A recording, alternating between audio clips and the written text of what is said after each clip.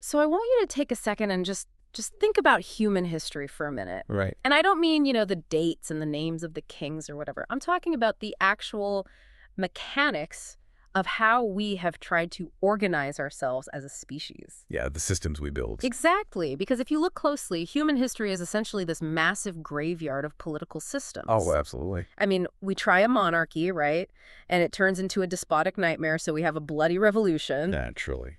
Then we try an oligarchy or a republic, a democracy, communism, fascism, capitalism. We just swing this pendulum violently back and forth across the centuries. Trying to figure out the basics. Right, just trying to figure out how human beings can simply live next to each other without, exploiting, crushing, or completely destroying one another. And the cost of that experimentation is it's staggering. It really is. It's measured in oceans of blood, centuries of oppression, and countless generations who just lived and died under the boot of another human being's arbitrary power. Yeah, we always seem to end up with some form of tyranny, or at the very least, immense societal friction. It's the defining struggle of the human condition, really. I mean, we are incredibly adept at building technology. Oh, yeah. Phones, rockets, AI. Right. But when it comes to building a frictionless society, a system where every individual has the space and resources to reach their absolute potential without stepping on someone else's neck. We are remarkably incompetent at that. We truly are. We rely on committees, politicians, and philosophers who are inherently flawed, biased, and, let's be honest, driven by self-interest. Which makes you wonder if we're just doomed to this cycle forever. But, what if we aren't? That's the big question. Imagine a legal and social framework designed not by a politician looking for re-election and not by a flawed human committee trying to protect its own wealth. Imagine a system engineered by an ultimate supreme intellect.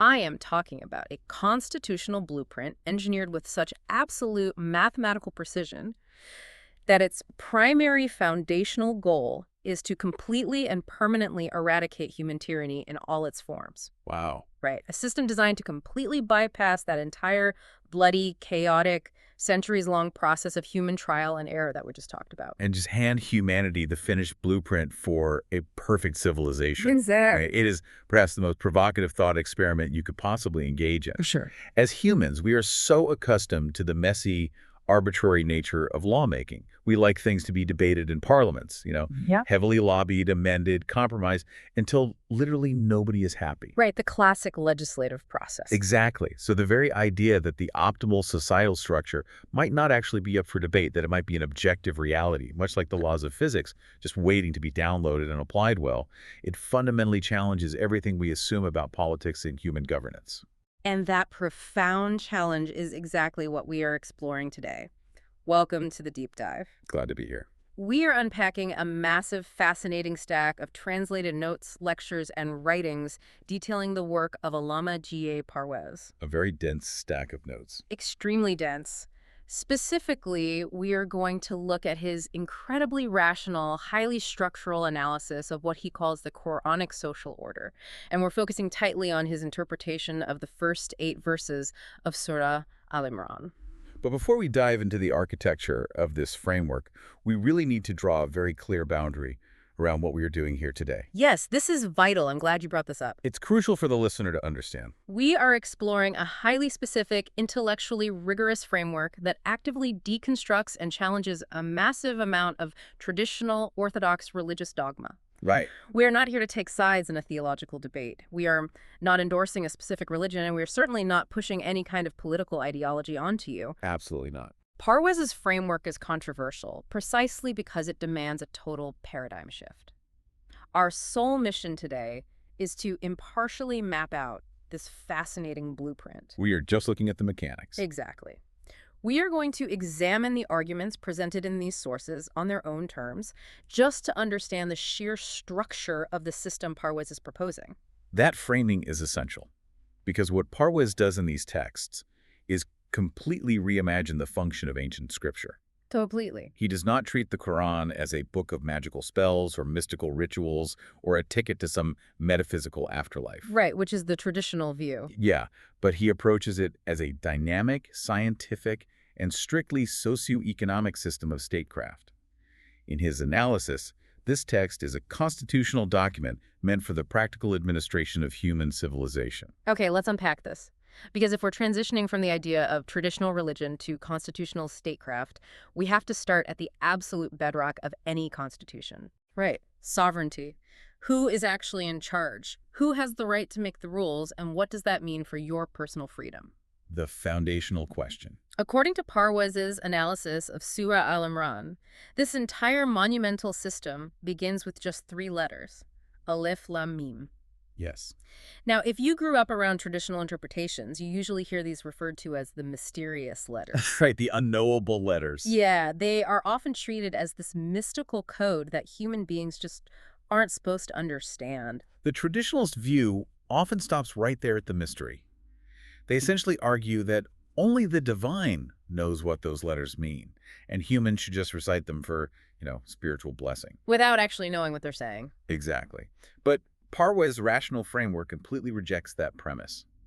He argues that there is absolutely no room for unsolvable mystical riddles in a book that explicitly claims to be a clear guide for human intellect. That makes sense. I mean, if this is a constitutional blueprint, you don't start the Constitution with a magic trick. Right. You don't start a legal document with a riddle. He identifies these letters structurally as huruf-i muqatta'at. Okay, I'm not familiar with that term. Break that down for us. Sure. It translates to abbreviated letters. It was actually a highly sophisticated common linguistic custom in the classical Arabic language of that era. Oh, really? Yeah. An orator or writer would take the first letter of a series of foundational words to create an abbreviation, like a shorthand. Oh, I see. It's conceptually similar to how we use acronyms today, right? Like saying NASA instead of the National Aeronautics and Space Administration, or RSVP. Oh, that's fascinating. So it was a normal thing to do. Completely normal in that literary context. Within Parwez's structural analysis, these letters are not a mystical puzzle. They are an abbreviation of fundamental divine attributes. They act as the author's signature on the document. So instead of a riddle, it's a declaration of authority right on the title page. Exactly. Conceptually, Parwez argues that Alif Lam Mim translates to I am Allah, the all-knowing, or Ana Allahu Alam. Wow. By placing this signature at the very beginning, the text is immediately establishing the epistemological foundation of the socioeconomic system that follows. Basically saying, pay attention to who wrote this. Right. It is saying, the laws contained in this document are not the product of a human philosopher. They aren't the result of a king's whim or a wealthy elite's lobbying. They are provided by the supreme intellect who possesses total objective knowledge of the human condition. Which dramatically raises the stakes, because it leads directly into the core constitutional decree. The text moves right on to the phrase La ilaha illallah. Yes, the negation. Now, I've heard this phrase a million times. Usually it's treated as a ritualistic chant. Very common. Right, it's something repeated on prayer beads or sung in a purely spiritual context, translated as there is no God but He. It's viewed as a theological statement about monotheism, just confirming that you don't worship stone idols. Sure. But the sources show Parwez taking a massive departure from that. He views this phrase as a definitive mathematical negation of human dictatorship. And what's fascinating here is how he aggressively shifts the entire focus from passive theology to active sociology. Active sociology. I like that phrasing. In his framework, La ilaha illallah is far more than just a refusal to bow down to a physical statue.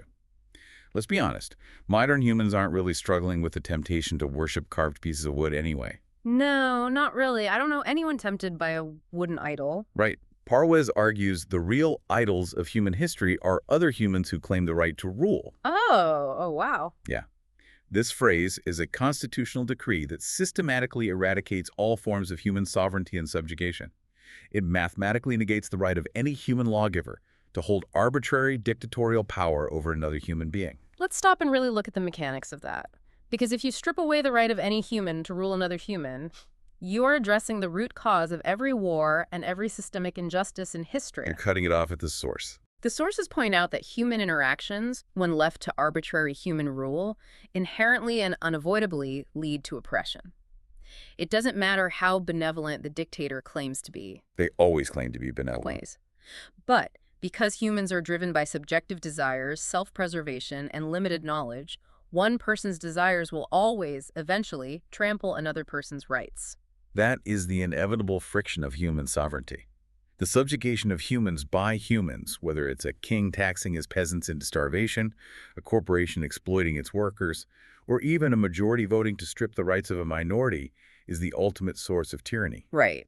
In Parwez's interpretation, true human liberation is only achieved when objective divine law entirely replaces the arbitrary rule of men. You are stripping human beings of any inherent authority to legislate their own subjective morality over someone else. Okay, wait. I need to jump in here. Because if we just ban human dictators and we say absolutely no human has the right to rule another, doesn't that just leave a massive power vacuum? It sounds like it would. I mean, if nobody is in charge, doesn't society just immediately collapse into total anarchy? How does this framework prevent a civilized society from just devolving into a violent free-for-all where the strongest person just takes over anyway? That is the pivotal question, and it is exactly why the text immediately introduces the concept of al-Qayyum to fill that deliberate vacuum. Okay. The power vacuum isn't left empty. It is filled by an objective constant. Interesting. Because I've always seen al-Qayyum translated as a sort of passive caretaker, like the sustainer. It sounds very gentle, very spiritual. And that passive translation is exactly what Parwez critiques. If we look at the strict lexicographical definition provided in the sources, al-Qayyum is incredibly active and structural. Not passive at all. Not at all. It does not mean a spiritual caretaker who just watches over things from the clouds. Yeah. It designates the supreme entity who actively provides the concrete, foundational laws required for the existence, stability, and progressive development of every single thing in the universe. Wow. And crucially, it does this entirely independent of any external support. It is the self-sustaining source of all operational law. Okay, I want to try an analogy here to see if I'm grasping the actual mechanics of this framework. Let's hear it. Think about the physical universe. Think about our solar system. You have massive planets, stars, moons, all moving at terrifying speeds. Right. But it's not anarchy. They don't just crash into each other randomly. Why? Because of gravity, orbital mechanics, thermodynamics. These are the objective, unbreakable laws of physics. Yes. They fill the vacuum of space with order. They allow the cosmos to function without catastrophic friction. Are the socio-economic laws provided by al-Qayyum essentially the physics required to keep human beings from colliding once they evolve past the animal kingdom and try to build a civilized society? That is a phenomenal analogy. Yeah. It perfectly maps onto Parwez's distinction between the physical universe and human society. Really? Yeah. He actually uses specific terms for this. He uses the term afak for the physical universe and tamadun for civilized human society. Afak and Tamadun.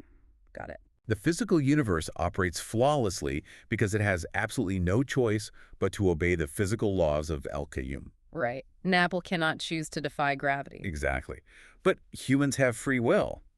When we elevate from a purely animalistic existence driven by instinct, we begin to interact in complex ways. Yeah. We trade, we build, we share resources. And that interaction creates the immediate potential for devastating conflict. Immediately. Because my desire to own a piece of land might conflict directly with your desire to own that exact same piece of land. Precisely.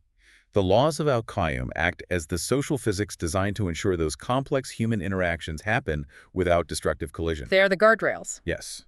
They are designed to allow every single individual to develop their own human self, what the text calls their zat, without being crushed by someone else's gravity or ambition. It provides the objective boundaries. So if human society requires this objective set of socioeconomic physics to function without friction, the obvious next question is, how do we get those laws? Where do they come from? Right. Where do they come from? I mean, human beings are incredibly intelligent. We've mapped the human genome. We've literally split the atom. Couldn't we just figure out the optimal social laws ourselves over time? We have philosophy, we have sociology. We do have those things, but this brings us to what the sources describe as the divine economy. Divine economy. Yes. If you leave humanity entirely to its own devices to establish ultimate social authority and law, we have to rely exclusively on human intellect and experience. Which is actually, given our historical track record, is a terrifying prospect. It really is, because the purely intellectual route relies on the agonizingly slow, unimaginably destructive cycle of trial and error. Ugh, trial and error on a civilizational scale. Right. Think about what it has taken for humanity just to agree on the most basic concepts of human rights, equitable economics, or racial equality. We didn't arrive at those concepts through peaceful philosophical debate in a coffee shop. No, we arrived at them after centuries of absolute horror. Yeah. We had to go through slavery, the Inquisition, the Holocaust, 2 entire world wars, and countless bloody revolutions just to figure out that maybe, perhaps, human beings shouldn't treat each other like disposable property. That's brutal. The amount of energy in human life wasted just to figure out basic morality is horrifying. And that is the true cost of human intellect operating in a vacuum. Humanity wastes immense energy enduring those bloody conflicts and societal collapses just to arrive at a foundational truth that actually works. Yeah. And Parwez argues that this process is profoundly inefficient. This is where he completely redefines the concepts of Rahmat and al-Wahhab.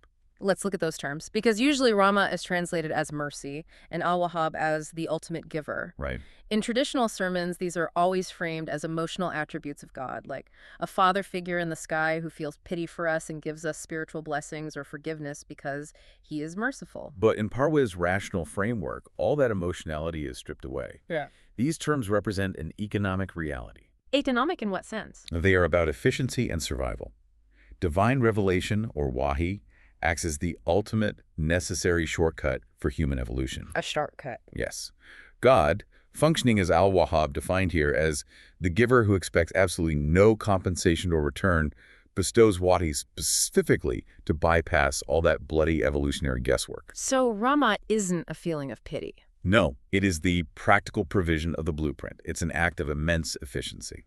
So what does this all mean for us? Think about it this way. Imagine you are trying to find a magnificent, super advanced city hidden deep inside a deadly jungle. Okay. You have a massive expedition. Relying purely on human trial and error is like wandering blindly into that jungle for 100 years. You try one path, it leads to a swamp, and half your team dies of malaria. Terrible. You try another path, you run into predators, and you lose another quarter of your team. You map the failures, you re-strategize, and maybe generations later, a few battered survivors finally stumble into the city.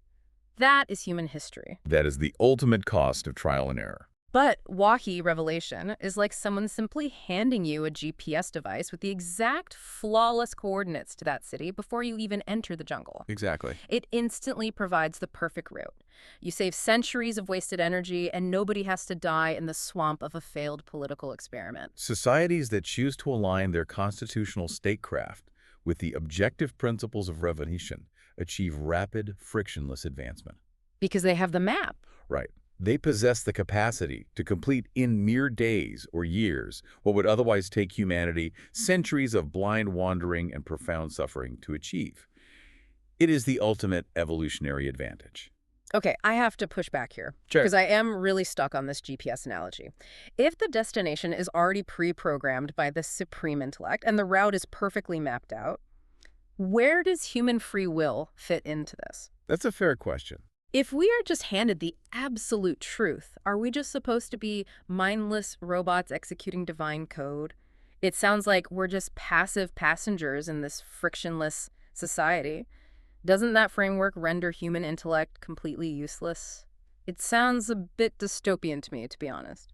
That is a critical challenge to the framework, and Parwez addresses it head-on. The answer is absolutely not.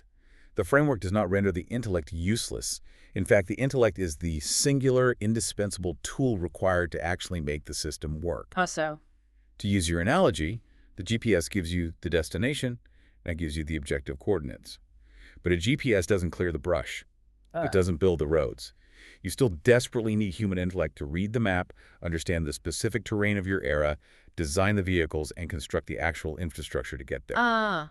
So the principles are objective, but the application requires continuous intellectual heavy lifting. Precisely. And this necessity for human intellect brings us to the most crucial linguistic and philosophical divide in the entire text. Okay, what's that? It's the mechanism by which we actually read the blueprint. We have to understand the profound difference between two types of Quranic verses, the Muhkamat and the Mutashabihat. Yes, because if we have the blueprint, we need to know the language it's written in. The text makes a massive structural distinction between these two categories. Let's start with the foundation, the Muhkamat. The Muhkamat are explicitly defined in the text as the ul Kitab, which translates to the mother of the book, or the absolute core foundation. These are the literal concrete laws, correct? They are. These are the objective, unambiguous rules upon which the actual system of the state must be built. Like what? We are talking about concrete directives regarding marital rights, economic regulations, rules of evidence, inheritance laws. So no poetry. Absolutely no poetry, no allegory, and no hidden mystical meaning here. A law mandating equitable economic distribution is just that, a literal concrete law meant to be actively enforced by the state to prevent societal friction. It is the solid bedrock. But then you have the second category, the Mutashabihat. And here's where it gets really interesting, because this is where the intellect is pushed to its absolute limits. Yes, it is. These verses deal with what Parwez calls abstract truths. We are talking about concepts that are infinitely larger than a simple legal ruling. Things like the origins of the cosmos, the intricate hidden mechanics of human psychology, the biological evolution of life, and the multidimensional nature of the afterlife. Huge concepts. And the source material points out a fundamental, inescapable limitation we have. Human language was originally built for concrete, physical objects. This is a brilliant linguistic observation. Think about the challenge of communication. Imagine trying to explain the complexities of quantum physics or the mechanics of genetic sequencing to a 7th century desert nomad. It would be impossible. Or even to someone living just 200 years ago. You simply do not have the vocabulary. You cannot use terms like subatomic particles, wave function collapse, or DNA double helix. Those words don't exist in their reality. So what do? You have to use metaphors. You have to use similes and allegories. You have to take the vocabulary. They do have words about the desert, animals, water, the sky, and use them to point toward a massive abstract truth, even if the words themselves aren't the literal physical reality of the phenomenon. Exactly. The Mutashabihat are those allegorical verses. They use the language of the physical world to represent immense scientific, psychological, or cosmic realities that the human intellect at the time of revelation was simply not equipped to comprehend literally. And this is where Parwez argues that traditionalist religious scholars get it spectacularly and dangerously wrong. So wrong. Instead of recognizing these verses as profound metaphors waiting for science to catch up, they take the Mutashabihat and they treat them as literal, physical, static realities. And the examples provided in the notes of what happens when you do this are honestly both hilarious and bizarre. They are absurd, but they perfectly highlight the danger of literalism. The text brings up a famous example regarding the concept of God's control over the universe. I love this one. The Quran uses a metaphor describing God as sitting on a throne, or his throne resting on water, to convey the concept of central, life-giving authority. Right. Instead of recognizing the metaphor for authority and the biological necessity of water, historical traditionalists spent centuries intensely debating the physical dimensions of this magical wooden throne. This is my absolute favorite part of the notes. Because they took it so literally, they had to explain how a massive throne could physically rest on water without sinking. Right, the logistics of a magic throne. So certain commentators actually claimed that the throne was supported by 8 gigantic cosmic mountain goats, and the water only came up to their knees. It's like a mythological fever dream. It really is. You have scholars fiercely debating the breed of these magical mountain goats instead of exploring the actual universe. It sounds comical to us now, but Parwez argues that chasing these literal interpretations of metaphors is not just a harmless intellectual quirk, it is actively destructive. How so? It leads directly to intellectual stagnation and societal chaos, which the Quran refers to as fitna. You end up with endless, violent sectarian division. People literally go to war, declaring each other heretics, arguing over the physical size of God's hands or the structural engineering of the mountain goats, instead of doing the actual work of building a just, equitable society based on the Muhkamat. Literalism paralyzes the intellect. It entirely shuts down empirical thought. But what is so mind-blowing about Parwez's framework is what happens when you stop arguing about goats and actually apply modern science to these metaphors. This is the best part. The text points out that the allegory of the throne on water is actually a stunningly accurate metaphor for the biological origins of life and the foundational laws of the universe. And modern empirical science completely confirms this. Absolutely. Astrobiologists working at NASA literally spend billions of dollars searching for fossilized moisture on Mars or ice on the moons of Jupiter because they know that water is the absolute non-negotiable prerequisite for life. Water is the key. The supreme authority, the throne of life's laws, is literally built on water. What was a poetic, abstract metaphor to a nomad 1,400 years ago is concrete, undeniable astrobiology today. Parwez's argument here is fascinating because he's essentially claiming that the text anticipated the trajectory of human scientific discovery. It was waiting for us. Yes. The notes highlight another brilliant example regarding orbital mechanics. The Quran describes celestial bodies, the sun, the moon, the stars, as swimming in their orbit. Swimming. Right. To a primitive society looking up at the night sky, that is just a beautiful, poetic image of lights gliding across the dark canopy. It makes sense to their eyes. Oh, they didn't know how they were moving. Right. But fast forward to modern astrophysics, and we understand the reality of space-time, gravitational wells, and orbital velocity. These massive celestial bodies are not attached to physical domes. They're suspended in the fluid-like fabric of space-time. In a very real mathematical gravitational sense, modern astrophysics has proven that they are literally swimming. The metaphor was perfectly chosen to accommodate both the primitive observer and the advanced astrophysicist. So the Mutashabihat are essentially scientific truths wrapped in a time-release capsule, just waiting for human intellect and technology to evolve enough to unwrap them. That is the perfect way to describe it.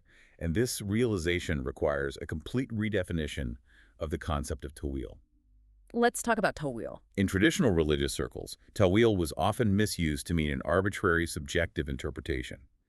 It was a tool theologians used to twist the meaning of words to fit whatever predetermined sectarian agenda they were pushing. But Parwez's text says tawil has nothing to do with twisting words.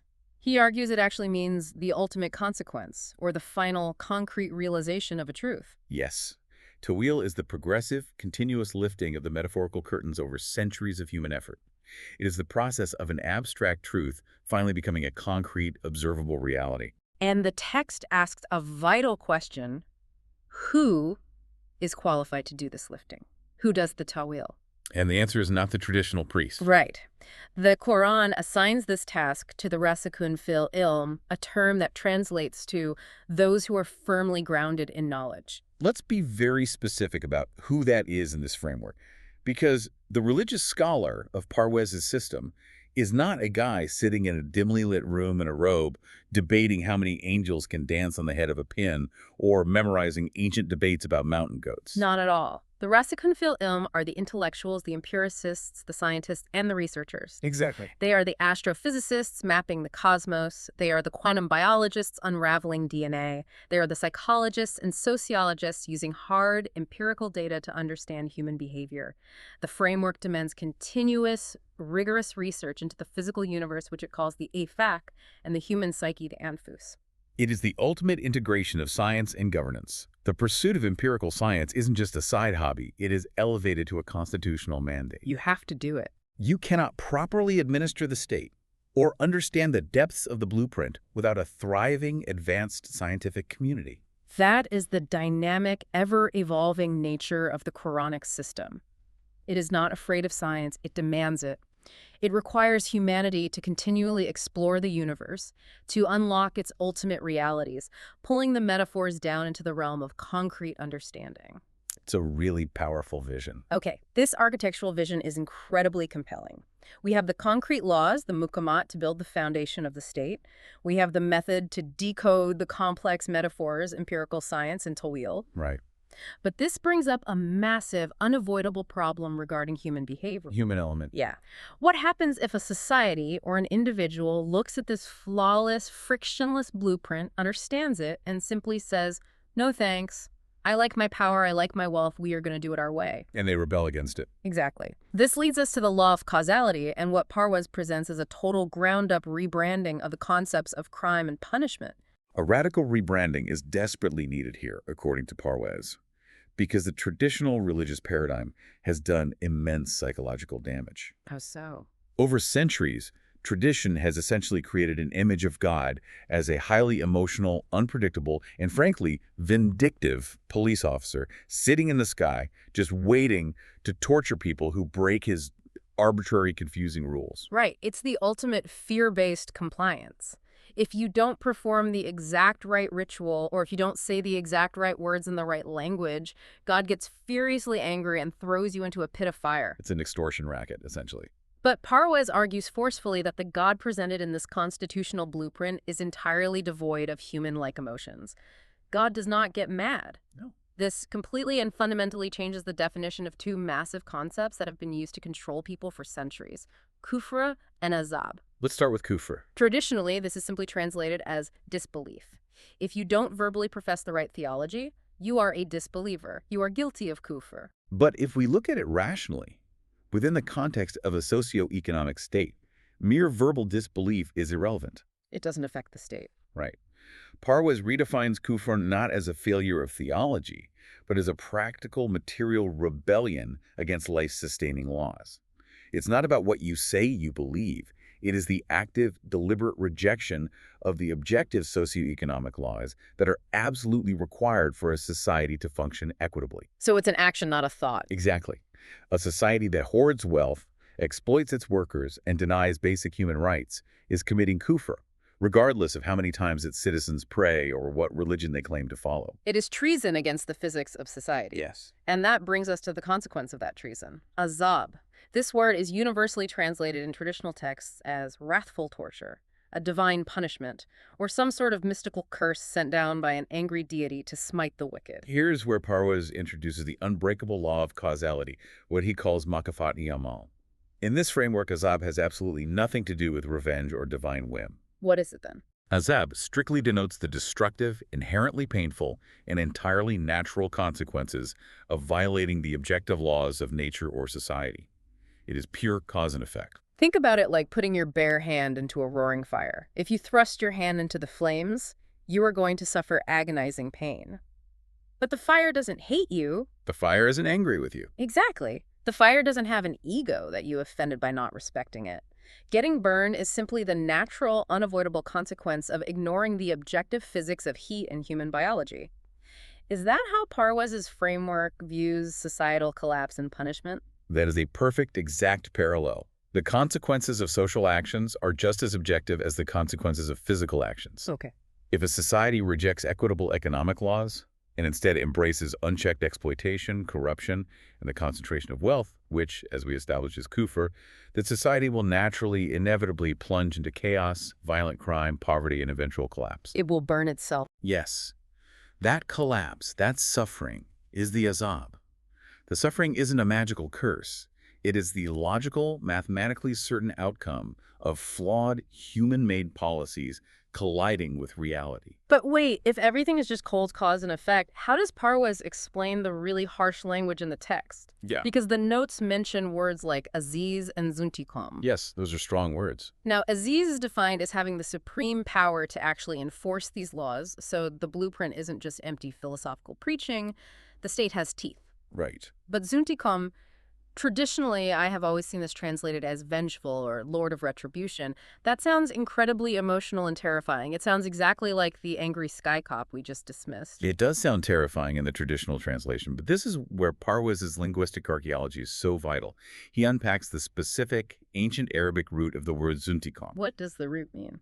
Derived from his earliest usage, it does not mean petty revenge. It describes a very specific mechanism used by a shepherd. A shepherd. Yes. Imagine a shepherd guiding a flock of sheep along a very narrow, incredibly dangerous mountain path. There is a sheer drop on one side. Okay, I'm picturing it. Suddenly, a sheep becomes distracted and starts to stray toward the edge of the cliff. The shepherd immediately reaches out with his heavy wooden staff and strikes the sheep, forcing it roughly back into the center of the safe path. Wait, let's stay on this for a second, because this is a massive paradigm shift. It changes everything. You're saying the strike of the staff, the divine vengeance, isn't about the shepherd punishing the sheep for being bad or disobedient. The shepherd doesn't hate the sheep. The strike is literally just to stop it from walking off the cliff to its death. Exactly. When a society experiences the painful friction of its bad policies, that pain is the strike of the shepherd's staff.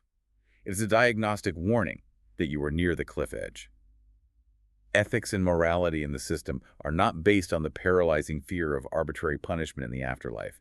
They are based on the rational, observable understanding of cause and effect right here, right now. It's a completely different psychological posture for a civilization to take. You aren't cowering in fear, you are observing data. Exactly. You're reading the dashboard. And the precision of this causality is stunning. The notes mention the term al-Furqan, describing the Quranic blueprint as the ultimate criterion that separates truth from falsehood with absolute unyielding precision.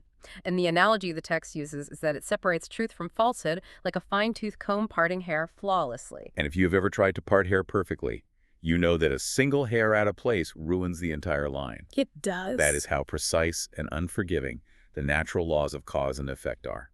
You cannot cheat the physics of society any more than you can cheat gravity. And what's truly terrifying and fascinating is that this causality doesn't just apply to macroeconomics or political structures. It bleeds directly into our physical bodies. Yes, the biological aspect. The notes highlight an incredible biological detail regarding a concept called mashiat. Parwez defines this as the foundational, universal laws that apply everywhere, even in the physical development within the womb. This is where the integration of the physical universe, afak, and the social world, tamadun, becomes completely seamless. God shapes humanity in the wombs strictly according to his foundational laws of biology and physics. The universal law of causality applies relentlessly to the cellular development of a fetus. Meaning, societies that organize themselves according to the objective laws of nature, providing proper nutrition, ensuring safe living environments, eliminating toxic societal stress and poverty, they physically produce healthy, robust offspring. They thrive biologically. But societies that violate these equitable laws, societies that allow rampant industrial pollution, grinding systemic poverty, or constant fear and stress, they don't just suffer economically, they suffer profound biological consequences in their coming generations. We are talking about epigenetics. It is epigenetics. The azab, the consequence of the society's kufr, is literally coded into the biology, the DNA, and the nervous systems of the next generation. It completely removes all mysticism, all superstition, from the equation of human suffering. Societal suffering, whether it's an economic depression, rampant crime, or an epidemic of stress-related illnesses, is simply a diagnostic metric. It's just a readout of your choices. It is a dashboard warning light indicating that your socioeconomic system has violated the blueprint. Is the fire burning your hand? Okay, this is all incredibly logical. The architecture is brilliant, but this forces a massive, glaring question. I know what you're going to ask. If this socioeconomic blueprint, this Deen, is so incredibly rational, so mathematically precise, so protective of human potential, and so scientifically forward-thinking, why isn't humanity living in an absolute utopia right now? The big why. More specifically, why is the community that historically inherited this exact text, the Muslim world, still dealing with profound levels of tyranny, friction, inequality, and stagnation? If they have the flawless GPS coordinates, why are they still lost in the jungle? And that devastating question is the core of Parwez's fiercest critique. It is the tragedy that animates his entire body of work. Okay. He argues that the failure isn't in the blueprint. The failure is that the blueprint was abandoned and replaced. It all comes down to the stark, irreconcilable contrast between two entirely different paradigms. Deen versus mazhab. Let's clearly define those two terms, because in common conversation, they are almost always conflated to mean the exact same thing. Religion. Conflating them is the root of the disaster. Deen is the dynamic, state-driven, socioeconomic system of life we've been detailing this entire time. The structural statecraft. Right. It is a system based on rigorous empirical research, the enforcement of concrete, equitable law, Muhkamat, continuous scientific discovery, to decode the universe to will, and the active physical establishment of an equitable state. Deen requires immense human effort. And mazhab? Mazhab is the exact opposite. Mazhab is stagnant, ritualistic, personal religion. The traditional view. Yes. It is a system based on fear, the blind literalization of ancient metaphors, the abandonment of science, and the control of the uneducated masses through theological dogma and clerical authority. Mazhab replaces the active struggle to build a just society with the passive repetition of rituals, hoping for a reward in the afterlife. So instead of using the blueprint to build a hospital or an equitable economy, they just sit in a room and recite the blueprint out loud over and over, hoping it magically builds the hospital for them. Exactly. That is a perfect way to visualize it. And a key component of how this stagnation took hold is how the traditionalist mindset fundamentally misunderstood the vital word tasdik. How is it traditionally understood? Traditionally, tasdik is understood as the Quran merely giving verbal confirmation that previous historical scriptures were true. It's viewed as a theological nod of approval. Like, yep, the Torah was right, the gospel was right, Moses and Jesus were legitimate. Exactly. It's treated as a history lesson. But Parwez looks at the root of the word and argues that tasdik means something entirely different. He argues it actually means to actualize or prove true in a hard physical, practical sense. Yes. The argument is that all previous scriptures and messengers contain theoretical predictions of a final, perfectly just socioeconomic system that would eventually arrive. The Quran didn't just verbally confirm this historical prediction, it provided the final laws to physically materialize it. It demanded the actual establishment of the state. It took the abstract theory of a just society and provided the engineering manual to build the engine. Man, that is practical. It is. Which brings us to perhaps the most controversial, the most challenging, and honestly the most empowering critique in Parwez's entire text: the definitive end of passive messianism. This is a massive paradigm shift. The text deeply explores the concept of khatm nubuwwat, which translates to the finality of prophethood. Yes. Traditionally, this just means Muhammad was the last prophet. But Parwez extracts the sociological implication of this. If prophethood is permanently closed, it inherently means that the era of humanity waiting for divine intervention or new saviors to come fix our problems is permanently, irrevocably closed. The blueprint is finished, the din is complete. Exactly. The engineering manual has been printed, the GPS coordinates to the city in the jungle have been given, the passive, hands-off religious mindset of mazhab, where people suffer under tyranny but just wait for a literal magical savior, a returning messiah, a hidden Mahdi, or some divinely guided mujahdi to descend from the clouds and magically fix the global economy. Parwez argues this mindset completely destroys the active political vitality of the community. It is the ultimate abdication of human responsibility. It is the surrender of the intellect. It really is. Parwez points out this incredibly biting, tragic historical irony. Throughout the text, Muslims are quick to criticize followers of earlier faiths like Judaism or Christianity for rejecting or misunderstanding their predicted messengers when they historically arrived. Yet, Parwez notes, Muslims themselves are sitting around today with their hands folded, watching their societies crumble, waiting for a future prophesied figure to magically appear and fix the world for them. Exactly. They are making the exact same structural mistake as the people they criticize, just in a different tense. They are waiting for a savior instead of using the blueprint they are holding in their hands. It's profound, paralyzing irony. By waiting for a supernatural savior to establish the system, they're actively ignoring the explicit constitutional command to establish the system themselves using the intellect and the objective laws they already possess. It's crazy when you frame it like that. Mazhab tells you to be patient, wait, pray, and suffer quietly because the savior is coming. Deen tells you the savior isn't coming, so get to work, use your intellect, decode the universe, and build the state yourself. So, if we synthesize this entire massive intellectual journey Parwez has taken us on, we start by mathematically rejecting human tyranny. We totally negate the right of any human to dictate the destiny of another. Right. To fill that vacuum, we accept the GPS shortcut of objective divine law to bypass centuries of bloody, exhausting human trial and error. We then use rigorous empirical science and our intellect to decode ancient metaphors, turning abstract truths into concrete, observable realities. Yes. We completely redefine punishment not as the wrath of an angry, vindictive sky god, but as the natural, causal, biological, and economic consequence of bad socioeconomic physics. The hand in the fire. The hand in the fire. And finally, we stop waiting for a magical savior to rescue us, and we take full active responsibility for building a frictionless society. When you lay all the pieces out like that, connecting the sovereignty to the science to the psychology, it is a breathtakingly cohesive framework. It is a masterpiece of sociological architecture. It truly is. But if we pull this out of the realm of abstract theology and connect this directly back to you, the listener, and your everyday life, it raises a very challenging, very uncomfortable question. I'm bracing myself. How often do we, in our modern secular lives, operate in a mazhab mindset rather than a din mindset? Oh, wow. That is a really piercing way to look at it. Because it's not just about religion. Not at all. Think about your own workplace. Think about your community or your local government. When a toxic corporate culture develops or when a systemic injustice becomes obvious, what do we usually do? We complain. We complain and we passively wait for a savior. We wait for the board of directors to hire a new CEO to miraculously fix the toxic culture. We wait for a new charismatic politician to get elected and fix the economy. We wait for a billionaire tech genius to invent a new machine to save the environment. We wait for someone else to do it. We fold our hands, we complain, and we hope someone else will do the heavy lifting. Parwez's text argues that by doing that, you are actively participating in the stagnation of mazhab. Instead, we should be utilizing that data, the blueprints of human rights, and the intellect we already possess to actively push back and build a frictionless environment right where we are standing. We have the GPS coordinates in our hands. We are just refusing to put the car in drive because we want someone else to chauffeur us. Precisely.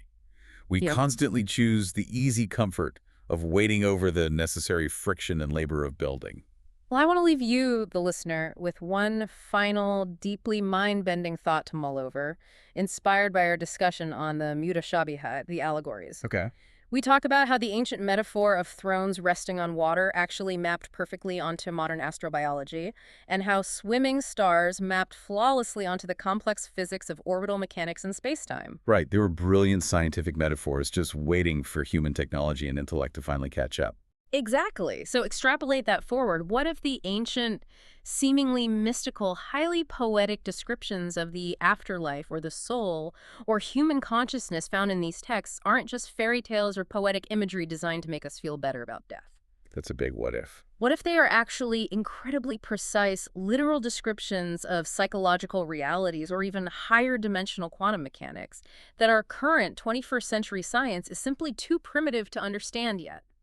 If 7th century metaphors about water and stars turned out to be 21st century astrophysics, what metaphorical curtains of reality are we on the verge of lifting tomorrow?